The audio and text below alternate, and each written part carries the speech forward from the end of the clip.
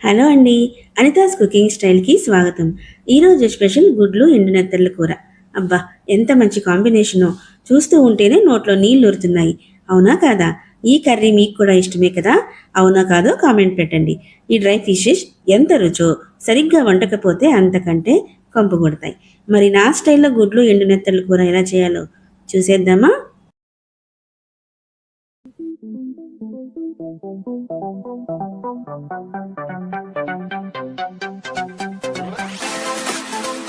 వీడియోలోకి వెళ్ళే ముందు ఎవరైతే సబ్స్క్రైబ్ చేసుకోలేదో సబ్స్క్రైబ్ చేసుకోండి.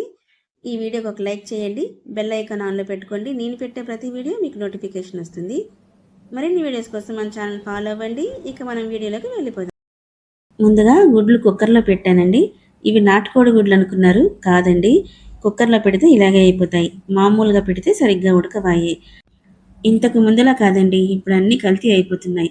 మామూలుగా పెడితే ఉడకవు, కుక్కర్లో పెడితే ఇలా డార్క్ కలర్ వచ్చేస్తున్నాయి. అలాగే ఎండు నెత్తళ్ళు బాగా కడుక్కోవాలి. నీటిలో కడిగేసాను.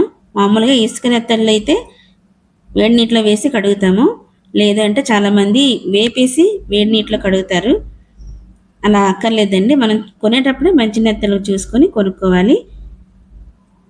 చూడండి, చూస్తేనే మీకు అర్థమవుతుంది. చాలా క్లీన్గా తెల్లగా ఉన్నాయి. ఇలాంటి నెత్తలు చూసుకొని కొనుక్కోవాలి. ఇసుక నెత్తలు కొనుక్కుంటే మనకంతా డబుల్ పని అయిపోతుంది అనమాట. ఇప్పుడు వీటిలోనే ఉప్పు, కారం, పసుపు వేసుకొని బాగా కలిపేసుకొని పక్కన పెట్టుకోవాలి. ఇక అయితే నెక్స్ట్ ప్రాసెస్ చూద్దాం. ఇప్పుడు పొయ్యి మీద మూకుడు వేసుకొని ఒక గరిటెడు ఆయిల్ వేసుకొని 1/2 స్పూన్ పసుపు వేసుకున్నాను. ఇందాక ఉడికించిన గుడ్లు ఇందులో వేసుకొని వేపుకోవాలి. వేపడం వల్ల మనకి గుడ్లు అనేవి రుచిగా ఉంటాయి. వేపకుండా చేస్తే మెత్తగా తగులుతాయి, అంత రుచి అనిపించవు అనమాట. ఇదిగోండి, ఇలా వేపిన తర్వాత పక్కన పెట్టుకోవాలి. ఇప్పుడు ఇందాక ఉప్పు కారం కలిపి పెట్టుకున్న నెత్తల్ని ఇందులో వేపుకోవాలి. ఇలా వేపుకోవడం వల్ల నెత్తళ్ళు అనేవి చాలా రుచిగా ఉంటాయి. వేపకుండా వేస్తారు కదా కూరలోని, అలా రుచి అనిపించదు. చాలా కంపు కొడతాయి అలా చేస్తే. మీరు ఇలా చేసి చూడండి, చాలా రుచిగా ఉంటాయి. ఉప్పు, కారం, పసుపు వేసి వేపుకోవాలి. మొత్తం పూర్తిగా వేపేయాలి. సగం సగం వేపకుండా పూర్తిగా వేపేసుకోవచ్చు. పూర్తిగా వేపుకొని ఇప్పుడు పక్కకు తీసేస్తున్నాను. ఇప్పుడు ఇందులోనే కొంచెం ఆయిల్ వేసుకొని ఉల్లిపాయలు వేయించుకోవాలి.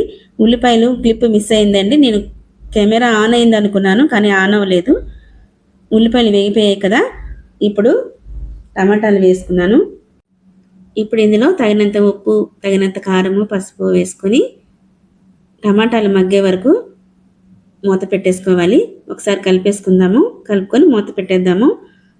మిడిల్ ఫ్లేమ్లో పెట్టి అప్పుడప్పుడు వేపుకుంటూ మగ్గే వరకు ఉంచుకోవాలి. ఇదిగోండి, టమాటాలు మగ్గాయి. ఒక గ్లాసుడు వాటర్ అయితే వేసేద్దాము. అల్లం వెల్లుల్లి పేస్ట్ వేయట్లేదండి.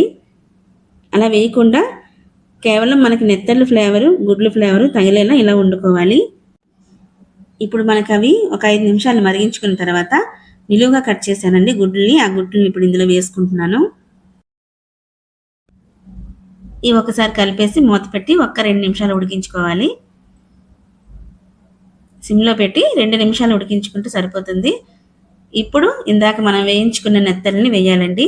ఈ 1 నిమిషం మూత పెట్టి ఉడికించుకుందాము. అంతేనండి, చాలా సింపుల్ కర్రీ. ఎంతో టేస్టీగా ఉంటుంది.